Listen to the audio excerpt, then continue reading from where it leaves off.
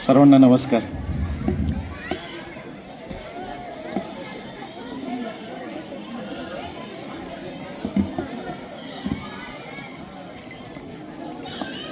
आज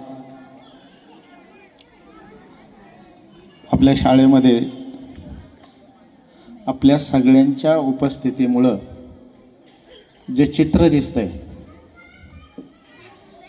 ते चित्र हे सांगतंय की शिक्षणातली क्रांती अटळली.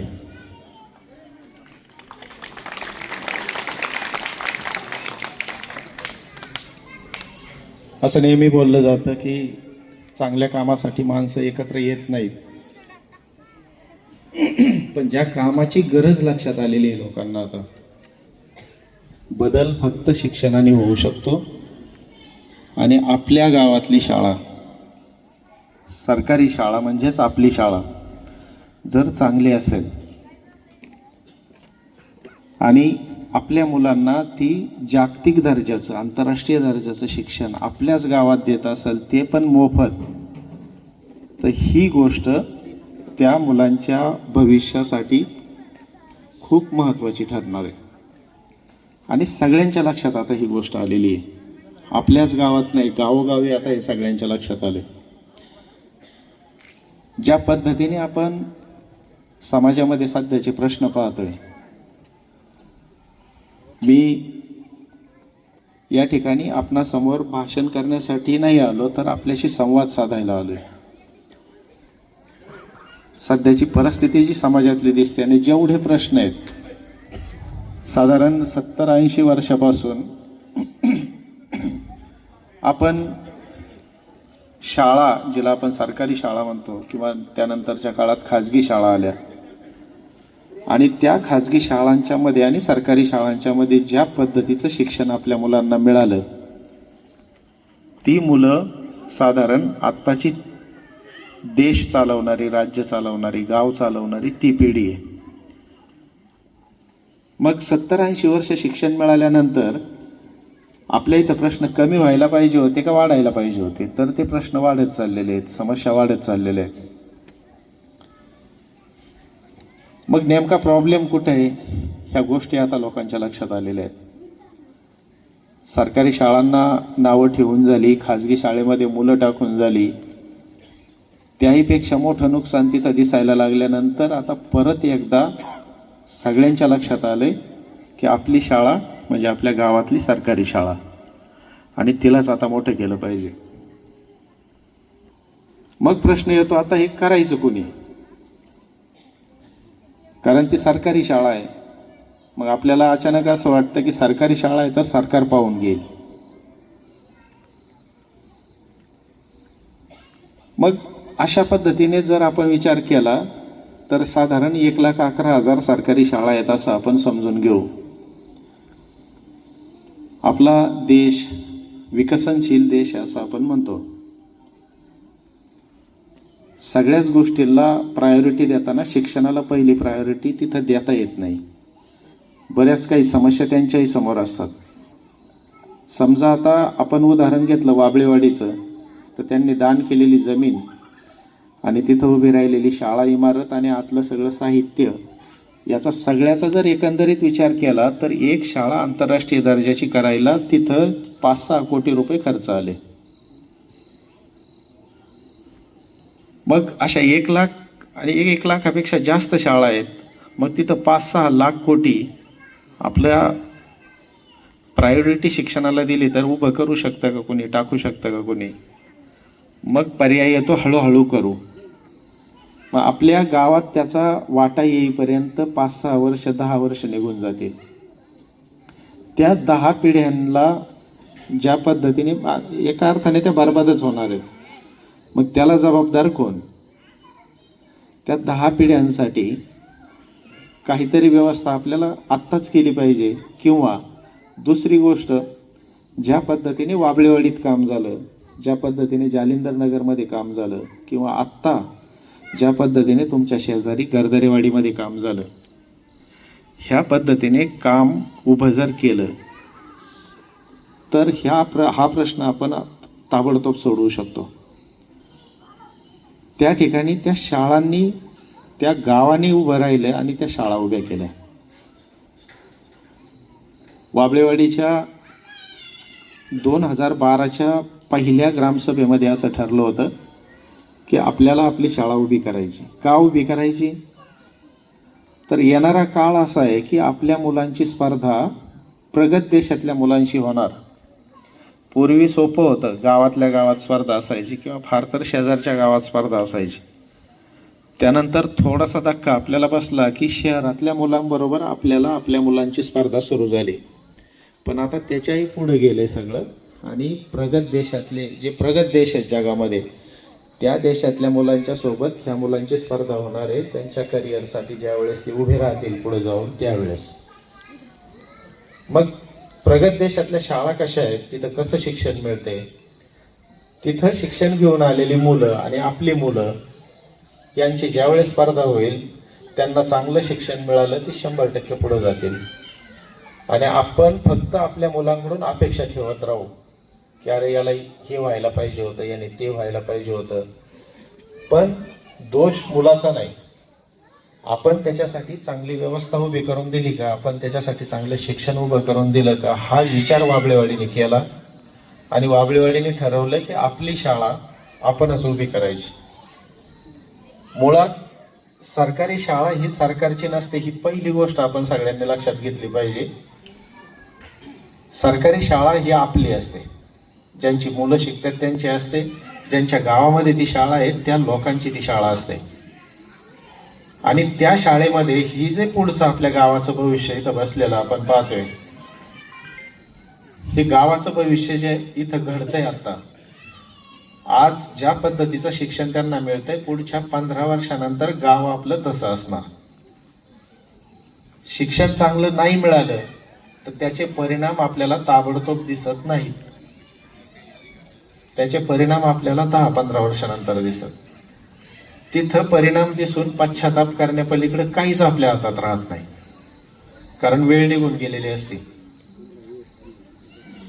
मग त्यावेळेसचा विचार करून आज ह्या मुलांना आपल्याला काय शिक्षण देता येऊ शकतं हे वाबळेवाडीच्या लोकांनी ठरवलं. 3 ठराव घेतले होते त्यांनी. एक तर आपली शाळा आपणच उभी करायची, दुसरा ठराव होता की कुणाचीच मदत नाही घ्यायची, आणि तिसरा ठराव होता की जे काही श्रमदान इथं करावं लागेल ते सगळं आपलं आपण करायचं. त्या श्रमदानासाठी किंवा मजुरीसाठी आपण कोणाला पैसे द्यायचे नाहीत. 2012च्या ग्रामसभेचे हे 3 ठराव आहेत. काम सुरू झालं त्यांचं पुढं. त्यांची ती गोष्ट मला इथं सांगणं आवश्यक वाटते. ज्या पद्धतीने तुम्ही सगळे एकत्र आलेले आहेत त्या ग्रामसभेला अशी सगळी लोक एकत्र होती. त्यांचं काम सुरू झालं, टप्प्याटप्प्यावर ते काम पुढे जात राहिलं. एक दिवस असा आला की त्यांच्या लक्षात आलं की पैसे फार लागत आहेत आणि आपण तिथं थोडंसं कमी पडतोय. शाळा बांधायचं काम चाललं होतं. जमीन त्यांनी अर्ध्या तासामध्ये निर्णय घेतला आणि 1.5 एकर जमीन दान देऊन टाकली शाळेला. 21 कुटुंबांची जमीन होती, ती मालकीची जमीन, ती काही सरकारी जमीन नव्हती. पण शिक्रापूर पासून जवळ असल्यामुळं, जसं तुमच्यापासून हायवे तर जवळ आहे तसं शिक्रापूर पासून जवळ असल्यामुळं त्या 1.5 एकर जमिनीची किंमत 6-7 कोटी रुपये होती. त्यातमध्ये काही अशी लोक होते की त्यांची मुलं शाळेत शिकतात, काही अशी लोक होते की ज्यांचं काही कोण नाही शाळेमध्ये आणि भविष्यात पण काही लवकर येईल असं वाटत नाही.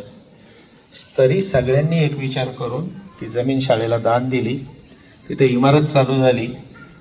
गावाच्याच ताकदीवर ते सगळं काम पुढं चाललं होतं. एकदा असं लक्षात आलं की त्या इमारतीखाली पाण्याच्या टाक्या बांधायच्या होत्या, त्याला पैसे पुरत नाहीयेत. आता काय करायचं हा प्रश्न सगळ्यांच्या पुढे असताना गावातलीच कुणीतरी 2 माणसं म्हणली की समोर यात्रा आलेली, आपण विनाकारण फार खर्च करतो, ह्या वर्षी फक्त देवाचा उत्सव देवळात करू, पूजापाठ करू आणि सगळे जे पैसे आहेत गोळा झालेले ते शाळेला वापरू. टाळ्या वाजून सगळ्यांनी तर त्याचं मान्य केलंच, पण दुसरी एक गोष्ट सांगितली की घरोघर आपण ज्या जेवण घालतो त्यालाही फार पैसे लागतात. काय फरक पडतो 1 वर्ष पाहुण्यांना नाही जेवण घातलं, पण घरी आपण किती खर्च करतो तो सगळा यात्रा कमिटीकडे द्या आणि यात्रा कमिटी शाळेचं जेवढं काही काम असेल ते करून देईल. हा निर्णय 1 वर्षासाठी झाला होता, पण त्या एका यात्रेच्या पैशात शाळेचं किती मोठं काम उभं राहतं हे ज्यावेळेस त्यांच्या लक्षात आलं त्या लोकांच्या, त्यावेळेस त्यांनी निर्णय घेतला आणि पुढची 5-6 वर्ष यात्रा परत बंद ठेवली.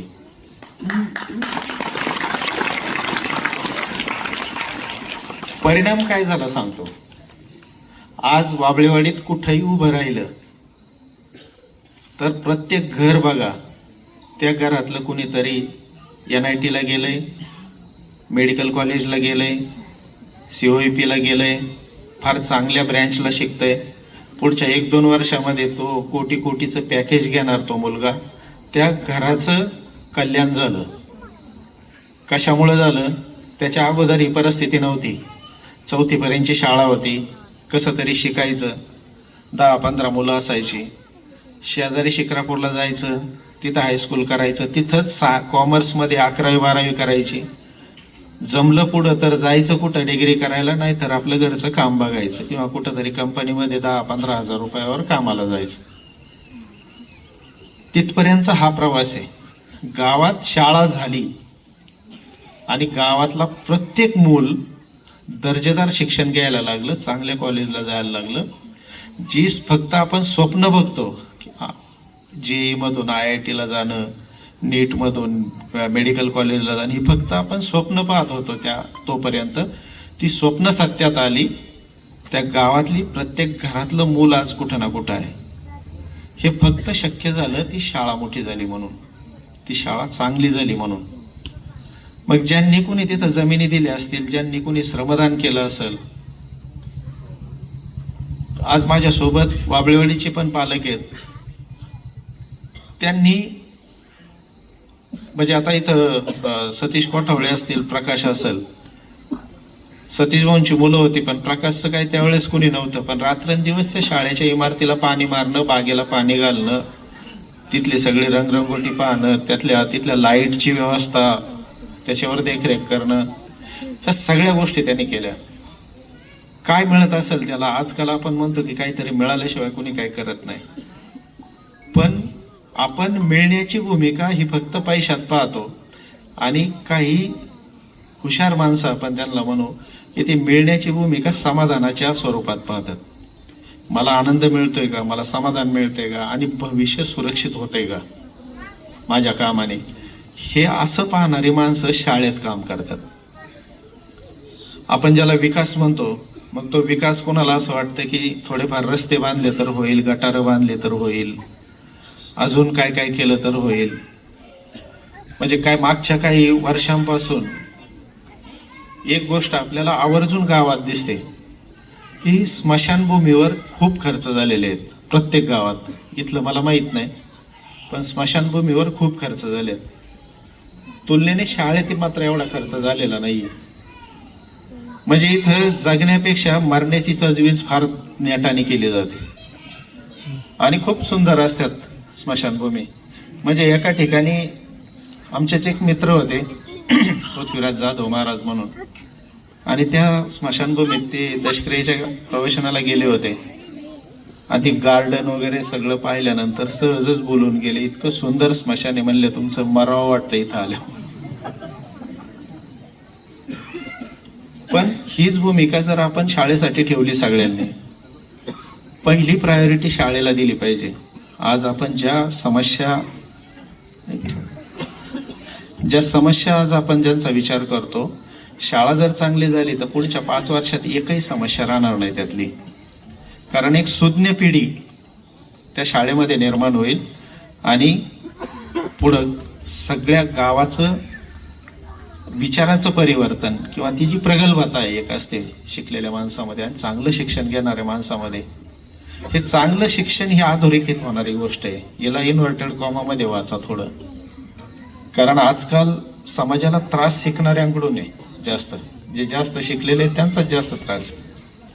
याला कारण शाळा आणि शिक्षण पद्धत व्यवस्थित नाही. म्हणून आपल्याला मी जे सांगतोय की आपली शाळा अशा पद्धतीने तयार करायची की आपली मुलं जास्तीत जास्त चांगल्या पद्धतीने कसं शिकतील, त्यांची जडणघडण चांगली कशी होईल, त्यांच्यामध्ये जे हे AI आणि तंत्रज्ञान हे तर येईलच, पण माणूस म्हणून त्यांच्या जे आवश्यक गुण आहेत ते कसे विकसित होतील हे पाहणारी आपली शाळा आपल्याला विकसित करावं लागेल. गावानेच का करायची? जर कुणी आलं, वाबळेवाडीला कुणीतरी आलं असतं आणि सगळी शाळा त्यांना बांधून दिली असते आणि निघून गेले असते, तर कदाचित त्या शाळेबद्दल तेवढी आपुलकी जिव्हाळा त्यांच्या मनामध्ये तो आला नसता. मालक आपण आहे ही असल्याची भावना त्यांच्या मनामध्ये झाली नसती. म्हणून त्या शाळा उभी करताना आपलं तिथं काही श्रमदान आहे का, आपलं काही तिथं 4 पैसे लागलेत का, आपण तिथं काही वेळ दिलाय का, जाऊन आपण त्या पोरांना काही शिकवलंय का, चालता चालता पुण्याला चाललोय गुरुजी आपल्या शाळेसाठी तिकडनं काय आणायचंय का, तिकडे काही काम आहे का, असं आपण कधी विचारलंय का?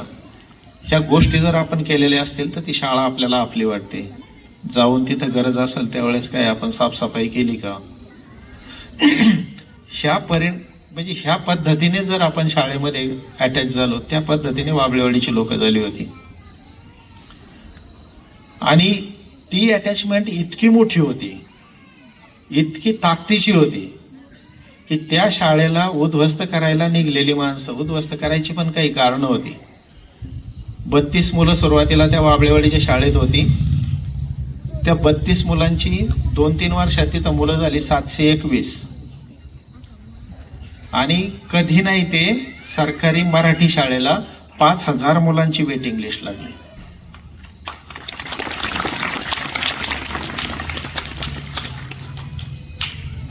मग आता कुठंतरी ढीग पडलेला दिसतोय तर कुठंतरी खड्डा झालेलाच असणार.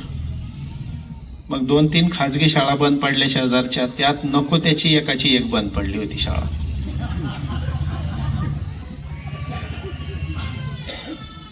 त्याची चांगली चालली असती तर वाबळेवाडीला त्रास नसता झाला. पण चला, तो एक योगायोग असू शकतो आपल्याला. त्यानंतर जो काही पुढं इतिहास घडला, जे काही तिथं त्रास देण्याची मालिका सुरू झाली, त्याच्या विरोधात शाळा स्वतःची वाटत होती म्हणून गावकरी उभे राहिले. गावबंदी करण्यापासून तर निवडणुकीत पराभव करण्यापर्यंत सगळं काय केलं ते एकट्या वाबळेवाडीने केलं.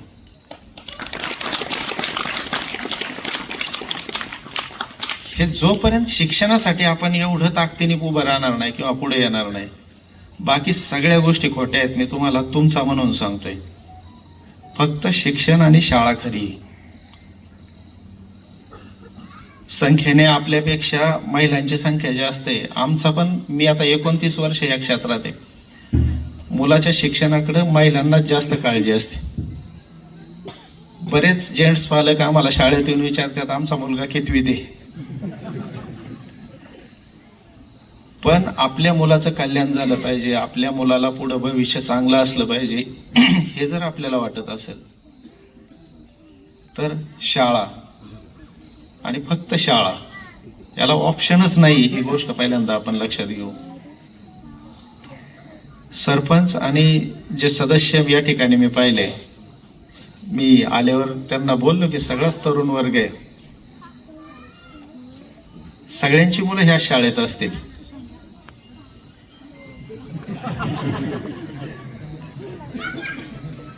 पण अशी शाळा बनवा की तुम्हाला मनापासून वाटलं पाहिजे की दुसरीकडे टाकण्यापेक्षा ह्या शाळेत आपलं मूल पाहिजे. मी वाबळेवाडीचा किस्सा सांगतो तुम्हाला. भगवानांना वाबळे तिथं सदस्य होते आणि उपसरपंच होते नंतर शिक्रापूरचे. तर मी बदली होऊन तिथे गेल्यानंतर असंच पाचरणे सरांसारखं गेलो आणि काही दिवसातच ते माझ्याकडे आले.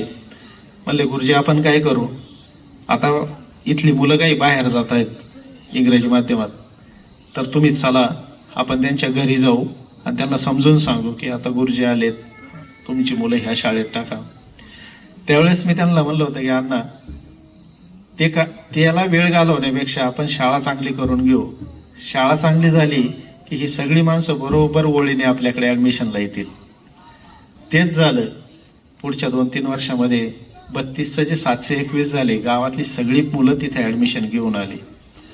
आणि तुमच्या सोबत इथे जे शिक्षक आहेत ते त्या योग्यतेचे आहेत.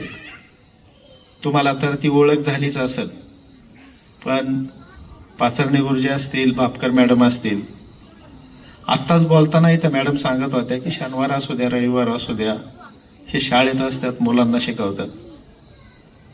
हे चांगुलपणाचं लक्षण आहे. पुन्हा त्यांनी बोलताना हे सांगितलं की इथं जेवढा खर्च केलाय त्या दोघांनी केलाय. 1-1 रुपयाचा हिशेब करणारी माणसं 1-1.5 लाख रुपये जर खर्च करतात शाळेसाठी, हे चांगुलपणाचं लक्षण आहे. आणि आता एक महत्वाची गोष्ट तुम्हाला सांगून ठेवतो. एक महत्वाची गोष्ट सांगून ठेवतो, जी फार लक्षपूर्वक ऐका आणि त्या गोष्टीला म्हणजे पुढच्या आपल्या सगळ्या वाटचालीत समोर ठेवा. आपल्या यांचं भविष्य आपण शाळेत घडवतोय असं आपण बोललो, ते घडवण्यासाठी जबाबदार ते शिक्षक असतात हेही आपण बोललो, आणि त्यांच्यामध्ये चांगुलपणाची लक्षणं आहेत हेही आपण बोललो. एक गोष्ट लक्षात ठेवा, चांगली माणसं फार थोडी आहेत, रस्त्यावर पडलेली नसतात, तुम्हाला मिळाल्यात, त्यांची काळजी घ्या, त्यांना साथ द्या, शाळा मोठी करून घ्या त्यांच्याकडून. ते काय हे सगळं करतात, तर त्यांना पण त्यांच्या आयुष्यात, आपल्याला आयुष्य मिळालंय, आपण माणूस म्हणून जन्माला आलोय, काहीतरी कर्तृत्व करून ह्या जगातून आपल्याला नंतर जायचंय, हे त्यांनी ठरवलेलं आहे. तुम्ही साथ दिली तर ते कर्तृत्व फार गगनाला भिडेल, फार मोठं होईल. ते मॅडमच्या बद्दल पाचरणे सर कायम आमचा फोन झाल्यानंतर फार भरभरून सांगतात. केंद्रप्रमुख मॅडम असू द्या, शाळेतल्या मॅडम असू द्या, फार सांगतात. ते तुम्हा सगळ्या लोकांच्या बद्दल पण फार बोलतात, फार चांगली लोक आहेत, फार चांगली लोक आहेत. मुलांच्या बद्दल सांगताना छोट्या शाळेतला संघ, आज आम्ही पाहतोय की छोटी शाळा असल्यानंतर ती आहे तेवढी मुलं घ्यायची, त्यांचा संघ तयार करायचा ढोल लेझिमचा, आणि त्याला जिल्ह्यावर घेऊन जायचं. सामान्य गोष्ट नाही. युवराज बोगरे सरांना पण मी नेहमी म्हणतो की एवढी छोटी शाळा आणि तुमचा गॅदरिंगचा कार्यक्रम 4-4 तास चालतो, त्याच्यासाठी किती कष्ट असतील, किती अगोदरचं प्लॅनिंग करावं लागत असेल, किती स्वतः तिथं उतरून सगळ्या गोष्टी कराव्या लागत असतील. ह्या गोष्टी आपण कल्पना केलेली चांगली. पाचरणे सरांनी पूर्वी खेडमध्ये होते, आतमध्ये तिकडे धरणाच्या बाजूला, रस्त्यांची दुरावस्था होती सगळी, आणि गावात त्यांच्या शाळेला साथ देणारा जो माणूस होता कायमचा, मला वाटतं काही पदावर होतं का, ग्रामपंचायत सदस्य होते, पण शाळेला फार साथ द्यायचे. त्यांच्या वस्तीवरचे सदस्य, गावात गाव कुठलं तरी वेगळं असेल पण त्यांच्या वस्तीवरून ते सदस्य म्हणून तिथं होते. शाळेला साथ असायची, गुरुजींना साथ असायची, आणि पाऊस काळा असल्यानंतर सगळे रस्ते वगैरे सगळे बंद होऊन जायचं, आणि अशा परिस्थितीमध्ये त्यांना सर्पदंश झाला त्या सदस्यांना. ह्या गुरुजींनी त्यांना कितीतरी किलोमीटर खांद्यावर आणून धरणातून पोहून पलीकडे काढलं, दवाखान्यात आणलं आणि बरं केलं. ते त्यांचं आयुष्य वाचलं तिथं.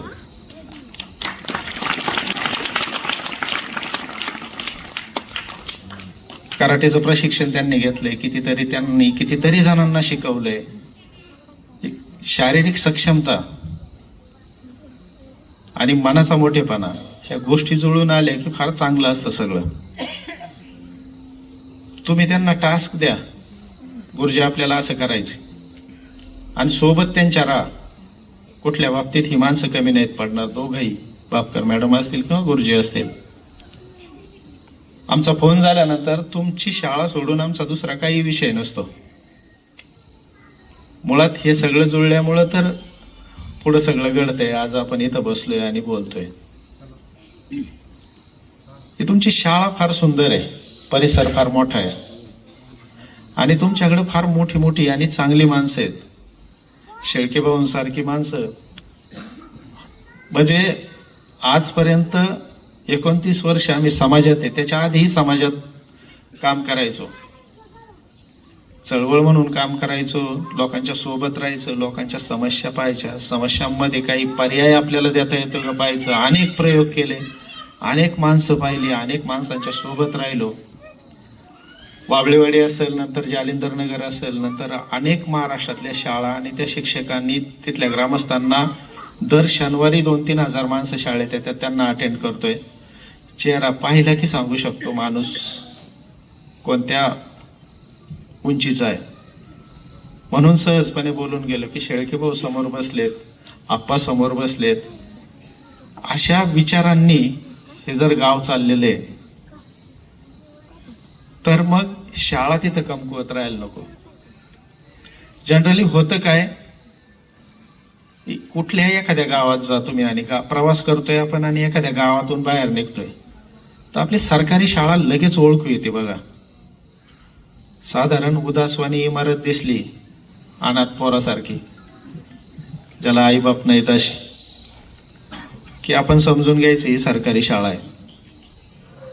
घरं मात्र फार सुंदर आहेत, मंदिरं त्याच्यापेक्षा सुंदर आहेत.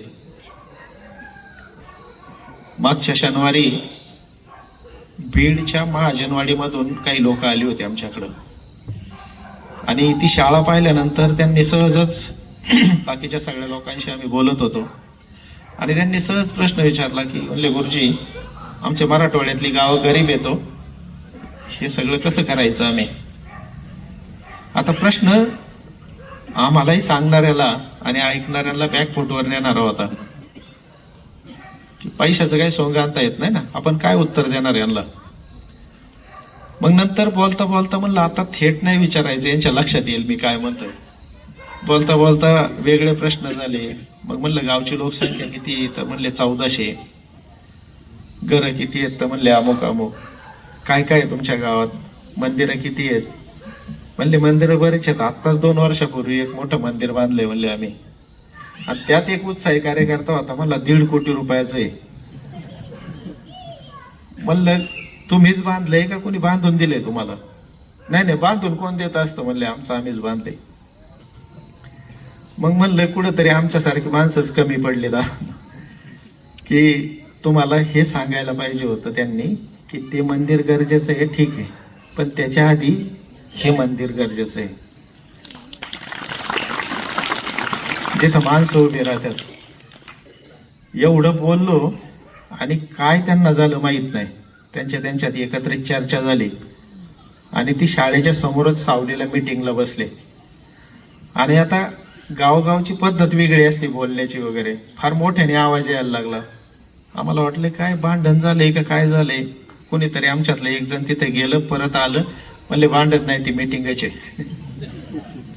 मोठ्याने बोलतायत एवढंच. आणि त्या मीटिंगमध्ये त्यांचं असं ठरलं की आपण फार मोठी चूक केलेली आहे, पण याला आता उत्तर काय, पर्याय काय. तर पर्याय असा निघला शेवट की जेवढे पावती पुस्तकं काढा म्हणले ती मागची सगळी, त्यावेळेस ज्याने जेवढे पैसे द्यावला दिले ते आज तेवढेच पैसे शाळेला द्यायचे त्याने. पुन्हा 1.5 कोटी उभे करायचे, शाळा बांधायची. परत सांगायला आले आमचं असं असं ठरलंय, गुढीपाडव्यापर्यंत मंदिर शाळा उभी करून दाखवतो म्हणले, तुम्ही फक्त उद्घाटनाला यायचं. मी म्हणलं असं जाता येत नाही आम्हाला कुठं फारसं बाहेर, मी कुठं पडतही नाही शाळेच्या काळात बाहेर, पण आता तुम्ही जर एवढं ठरवून आले तर येतोच म्हणलं गुढीपाडव्याला उद्घाटनाला मी पण. आणि मी फॉलोअपमध्ये त्यांच्या फार चांगल्या पद्धतीने शाळेचं काम उभं राहिलेलं आहे आणि गावच करतंय.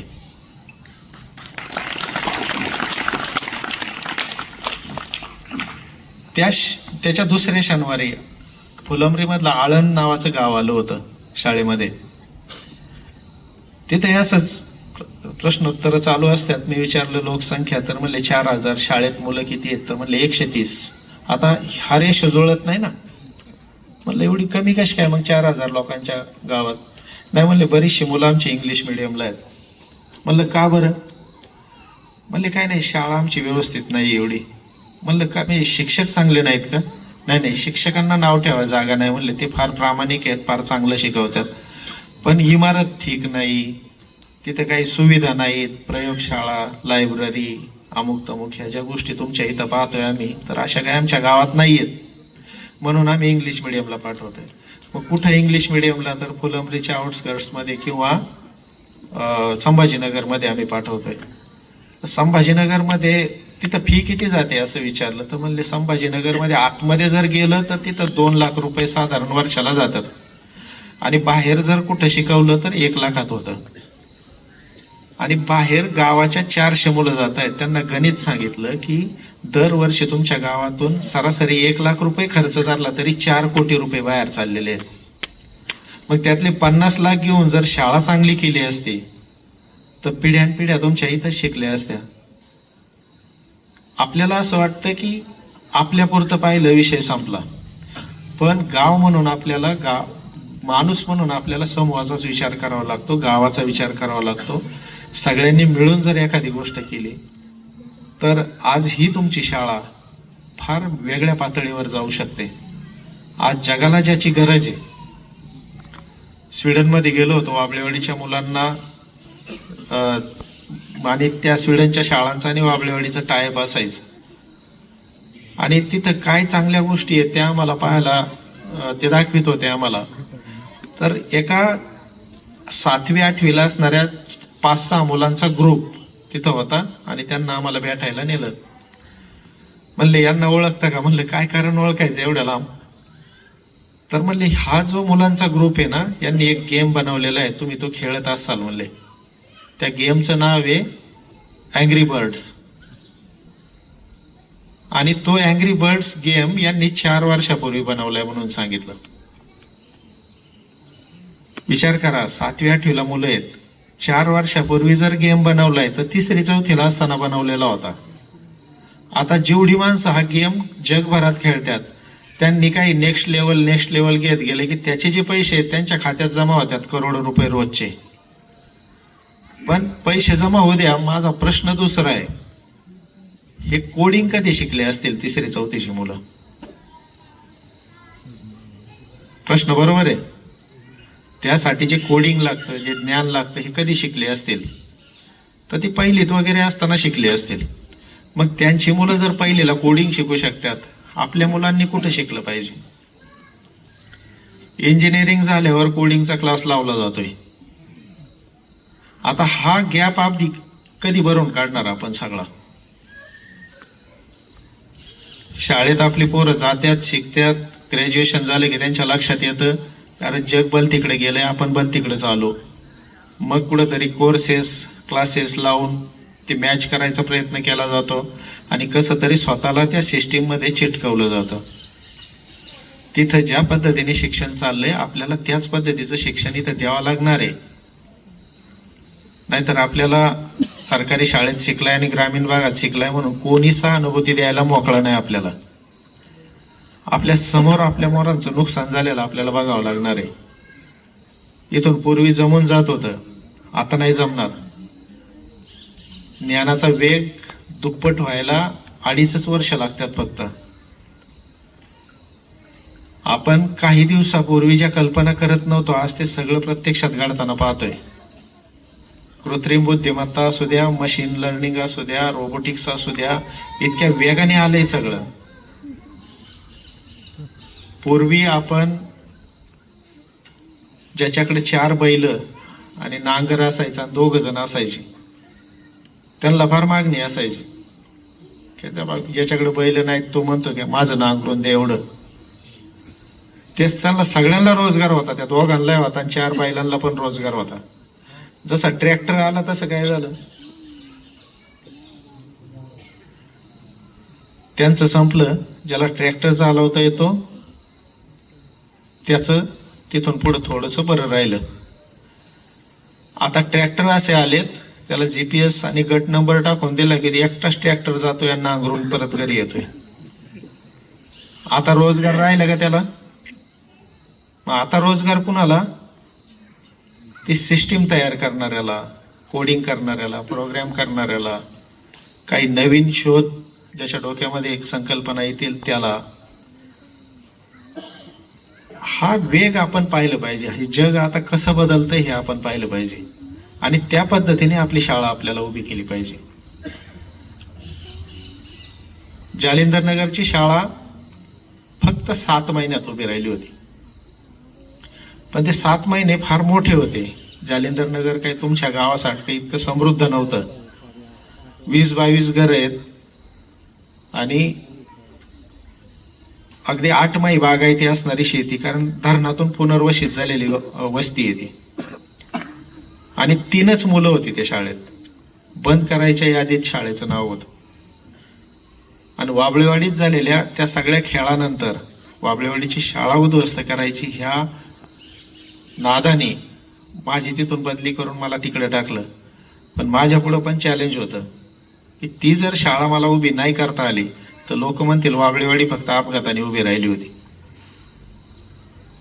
मग पुन्हा तोच सगळा खेळ सुरू केला. पुन्हा लोकांना बोलवून घेतलं. पुन्हा लोकसहभाग. तुमच्या साथीने करायचंय, तुम्हालाच पुढे राहायचंय, मी तुमच्या बरोबर आहे. वेळप्रसंगी गुरुजींसारखं पदरमोड त्याचीही चिंता नाही करायची. शेवटी आपण विचार करतो, आपल्या विचाराची व्यापकता ही फार मोठी असली पाहिजे.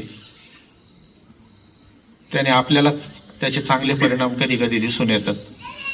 त्या लोकांना सोबत घेतलं. फेब्रुवारीमध्ये काम सुरू केलं. त्यावेळेचा जिल्हा परिषदेचा जो अधिकारी होता त्याच्याच उपस्थितीत 7 महिन्यामध्ये बरोबर पुणे जिल्ह्यातली सर्वोत्तम शाळा म्हणून 5 फेब्रुवारीला पुरस्कार घेतला.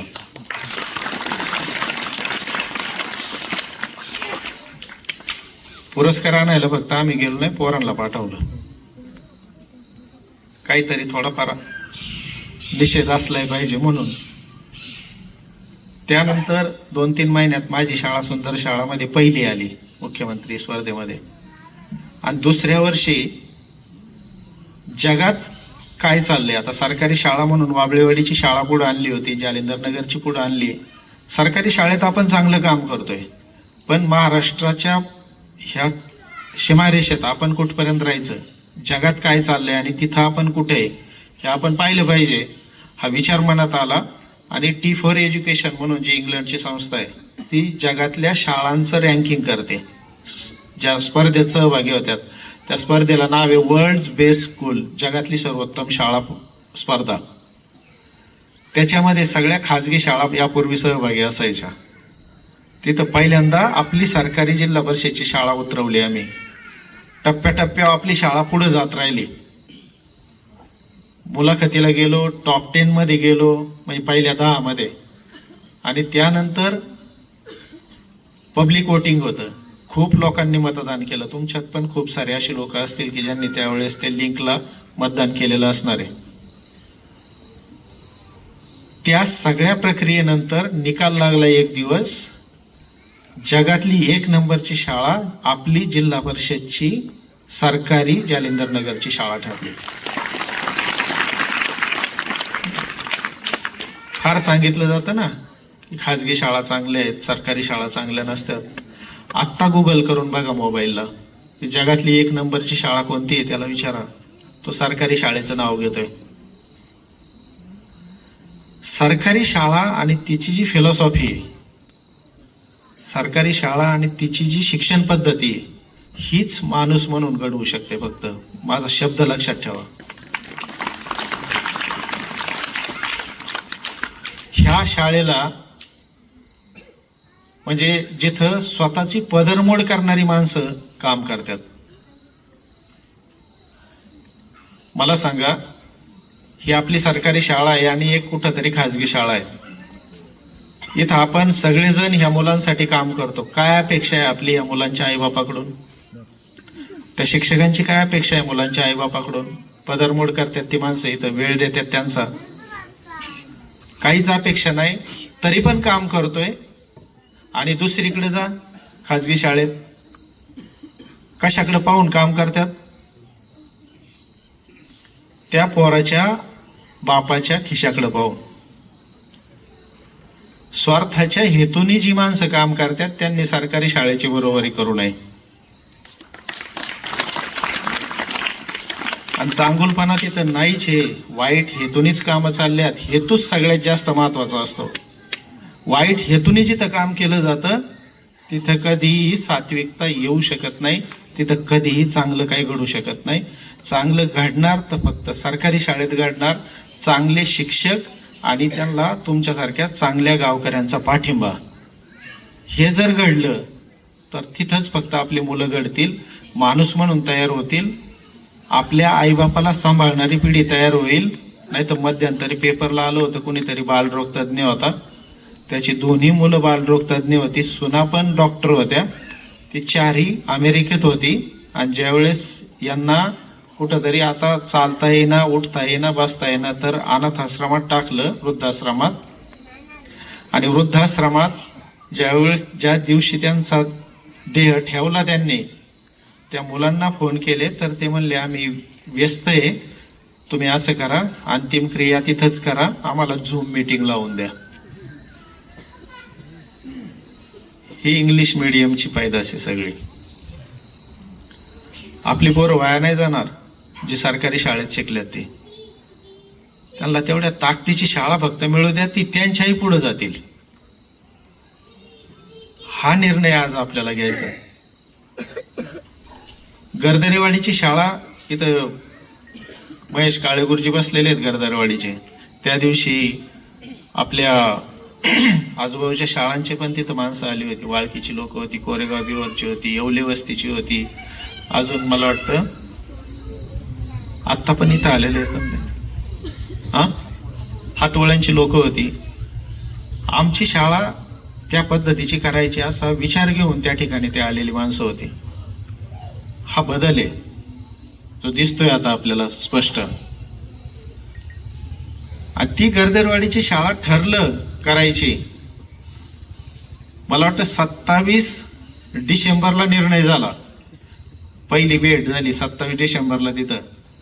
आणि सगळी लोक एकत्र आली, म्हणले गुरुजी आम्हाला पण तुमच्यासारखी आता आंतरराष्ट्रीय शाळा करायची, कारण ती माझी पहिली शाळा होती, माझी पहिली अपॉइंटमेंट तिथं झाली होती. 25 वर्षानंतर मी तिथं आलो होतो.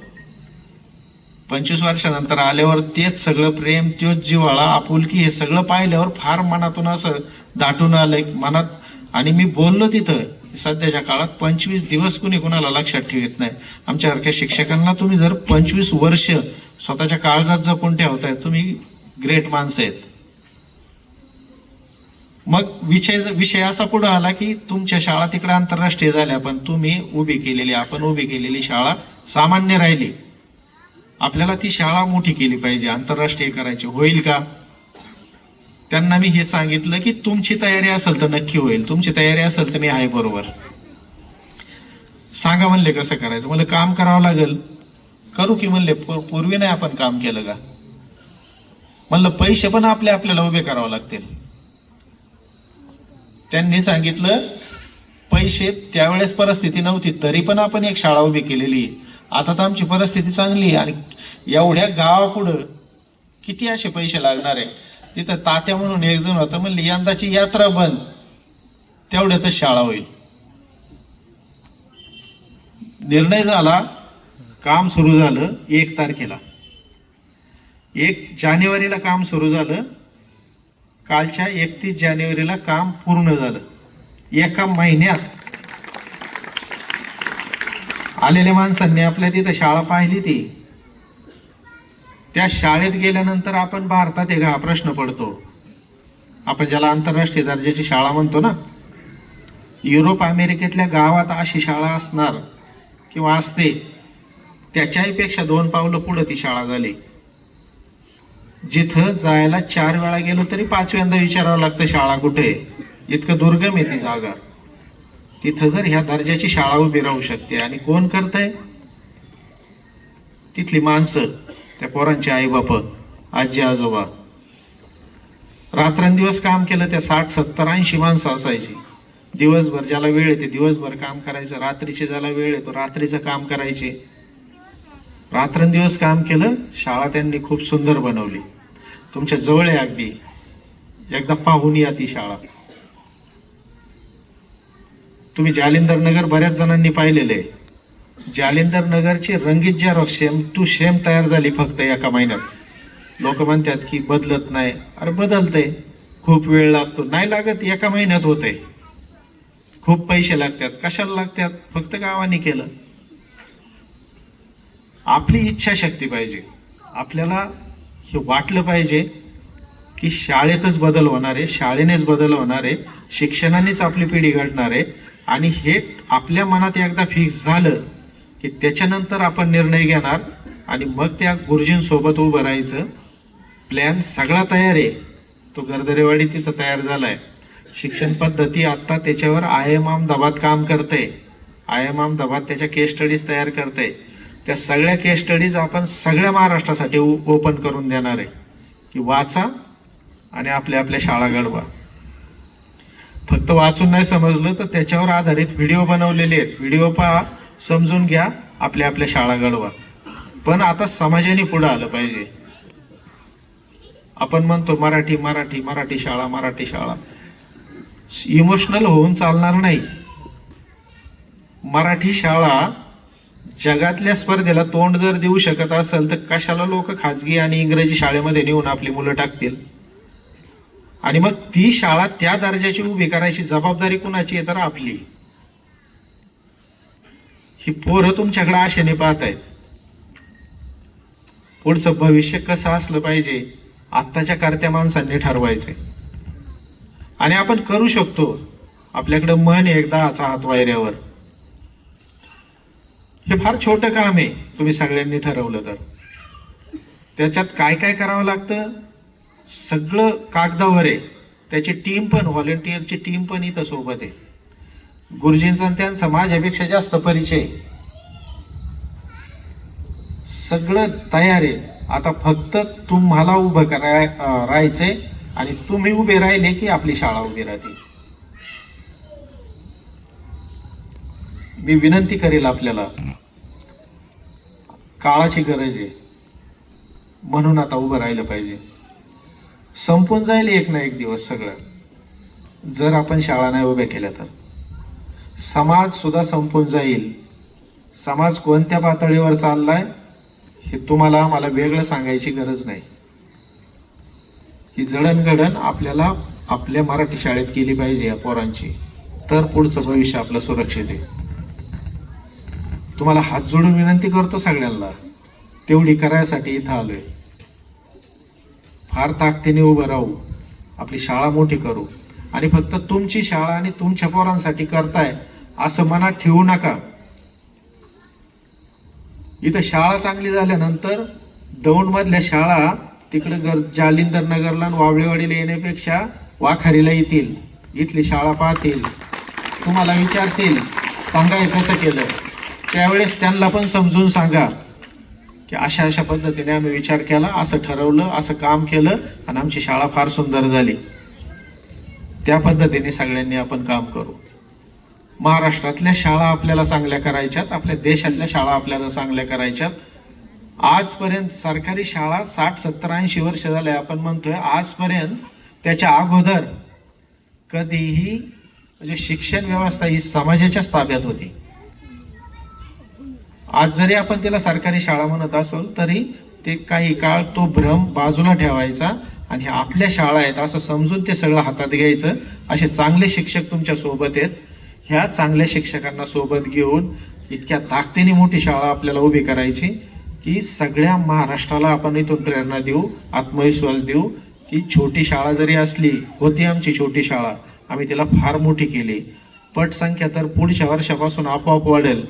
पुढच्या जूनपर्यंत आपल्याला इथं फार सुंदर शाळा आपली उभी राहिली पाहिजे असं आपण सगळ्यांनी ठरवू.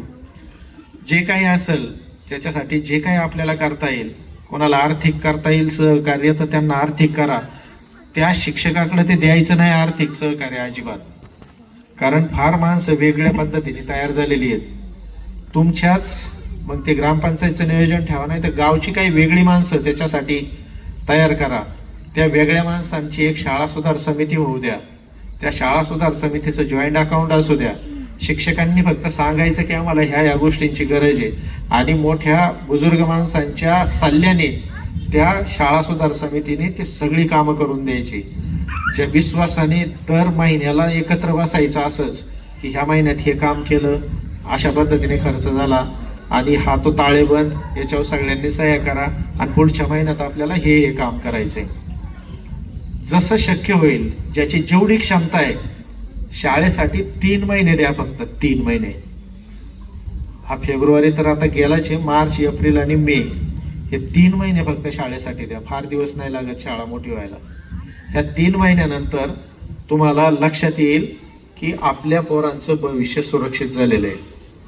तुमची शाळा इथं बाहेरून ॲडमिशन येतील, इंग्लिश मिडियमची गेलेली पोरं परत इथं येतील, कारण इतक्या चांगल्या दर्जाचं आणि सात्विक शिक्षण, भविष्यवेधी आणि जागतिक दर्जाचं शिक्षण इंग्रजी माध्यमाच्या शाळेत मिळणं शक्यच नाही. तिथं काय चालतं आम्हाला चांगलं माहिती आहे. लिहून दिलं जातं, पाठ करा म्हणतात, हेच पेपरला येणार आहे. त्याच्या पलीकडे जाऊन सांगतो आमचे काही मित्र त्याच क्षेत्रामध्ये शिक्षक आहेत आणि त्यांना 10वीचे आणि 12वीचे पेपर तपासायला येतात. पेपर तपासायला काही पैसे असतात एका पेपरला. माझ्या समोरची घटना आहे. पेपर तपासायला जसे पैसे असतात तशी मार्क कमी पडत असतील आणि नापास होत असेल तर त्याला मार्क वाढवून पास कर हे करायसाठी पण पैसे असतात. काय घेऊन बसले CBSE, काय घेऊन बसले ICSE. आपल्या गावात आपल्या समोर शिकू द्या पोरं, मोठी करा ही पोरं. शाळा नंतर तुम्हाला ऐस जागा आहे, 5वी वाढवा, 8वी पर्यंत न्या. 8वी पर्यंत एक सक्षम तयार झाली पिढी की त्याच्यानंतर कुठंतरी चांगल्या ठिकाणी ते आणखी जातील, शिकतील, सगळ्या गोष्टी घडतील. पण तिथपर्यंत मात्र दुर्लक्ष करू नका या शाळेकडं आपल्या आणि शिक्षणाकडं. आपल्या पोरांकडे दुर्लक्ष करू नका. काळजी घेतलीच पाहिजे, कारण ते आपली पोरं आहेत. आपल्या पोरांची दुसरं कुणी काळजी घेईल ह्या भ्रमात राहूच नका. कुणीतरी येईल आणि आपल्या पोरांसाठी काही करेल ह्या भ्रमात आपण राहायचं नाही. आपल्या पोरांसाठी आपल्यालाच उभं राहावं लागणार आहे. आणि गाव म्हणून ज्यावेळेस आपण उभं राहू त्यावेळेस फार ताकदीने ही शाळा मोठी होईल, उभी राहील आणि पोरांचं भविष्य सुरक्षित होईल. हेच सांगण्यासाठी त्या ठिकाणाहून इथं आलोय. आमचं दिवसभर आम्ही काम करतो आमच्या शाळेत आणि शाळा सुटल्यानंतर तिथून निघतो. कार्यक्रम करणं वगैरे ही काही आमची कामं नाहीत. उलट असं काही वाजत गाजत येणं आणि फुलं आणि हारतोरे घेणं हे पण मनाला पटत नाही. पण तुमचं प्रेम असतं म्हणून त्याचा स्वीकार करावा लागतो. पण ते फक्त वरवर राहतं, हे कधी डोक्यात उतरत नाही. हे पण सांगून ठेवतो तुम्हाला. ते डोक्यावर फेटा राहतो, तो कधी डोक्यात उतरत नाही. पण रात्रंदिवस हाच विचार असतो की आपण ज्या 2 शाळा 3 शाळा उभ्या केल्या, गावोगाव अशा शाळा कशा उभ्या राहतील. कारण जगात 1 नंबरची शाळा आली, पण जगात एकच शाळा नाहीये. जगात अनेक शाळा आहेत. त्या सगळ्या शाळेत असं शिक्षण कसं उभं राहील, अशा पद्धतीची पोरं कशी घडतील, हे जग कसं तयार होईल. कारण आपल्याला आपल्या पोरांसाठी जर चांगलं जग आवश्यक असेल तर फक्त आपल्या पोरांच्यावरही काम करून चालत नाही.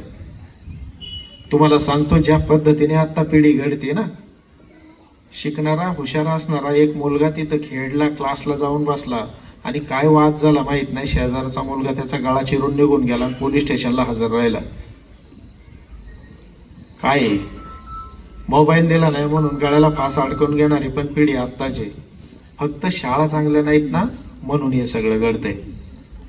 आणि जर सगळ्या शाळा चांगल्या आपण केल्या नाहीत, आपली शाळा आणि आपली पोरं किंवा आपलं घर आणि आपलं पोर असं म्हणून जर आपल्याकडे आहे पैसे, चला आपण चांगल्या ठिकाणी शिकू, असं जर आपण मनात धरून बसलो आणि जर बाकीची नाही चांगली शिकली तर तुमच्याला पण सुखाने जगून देतील का, हा पण एक डोक्यात विचार आणून ठेवा. त्यामुळं सगळं माऊलींनी त्यावेळेस पासायदान गायलेलं आहे. जगासाठी पासायदान मागितलेलं आहे, स्वतःच्या घरासाठी नाही. आणि कसं करायचं, कसं उभं करायचं, ही व्यवस्था कशी उभी करायची, याचं जर उत्तर आपल्याला पाहिजे असेल तर ते उत्तर तुमच्याकडे. कारण आजच्या कार्यक्रमाचे नियोजन तुम्ही केलंय ना सगळ्यांनी, आणि त्या नियोजनात सगळ्यात पुढे कोणला ठेवलंय, त्यांनी कसं केलं होतं. रानातली पोरं गोळा केली होती, मावळे, तिथून उभं राहिलं होतं सगळं, अडीअडचणीतून सगळं उभं केलं होतं आणि करून दाखवलं. म्हणजे ज्यावेळेस इतिहास लिहिला जात होता तर त्यावेळेस असं लिहिलं गेलंय की अशा ह्या परिस्थितीमध्ये, त्यावेळेस जी आपल्या देशाची परिस्थिती होती, अशा परिस्थितीत एका हिंदू राजाचं साम्राज्य उभं राहणं आणि त्याचा राज्याभिषेक होणं ही काही सामान्य गोष्ट नव्हती. ही असामान्य गोष्ट आपल्याला करायची त्यांच्याकडे पाहून करायची, त्यांचा आदर्श घेऊन करायची. आणि ती ताकद, ते रक्त आपल्यात आहे, ते DNA आपल्यात आहे. आपण फक्त त्याला निद्रित अवस्थेत पाठवलेलं आहे. फक्त ठरवा एकदा आणि एकत्र या सगळे आणि चर्चा करा. बघा, प्रत्येकाचा शब्द तोच येईल, कारण आपल्या आतमध्ये येते सगळ्यांच्या. ह्याच गोष्टीला, ह्याच आपल्या रक्ताला जागून आपण उभं राहू, शिक्षकांना साथ देऊ, आपली शाळा चांगली घडवू, आपल्या पोरांचं भविष्य सुरक्षित करू आणि ह्या निमित्ताने गावाचा परिपूर्ण आणि खूप चांगला विकासही आपण करू. आपल्या गावाचं आपण नंदनवन बनवू, एवढंच सांगतो आणि थांबतो. धन्यवाद.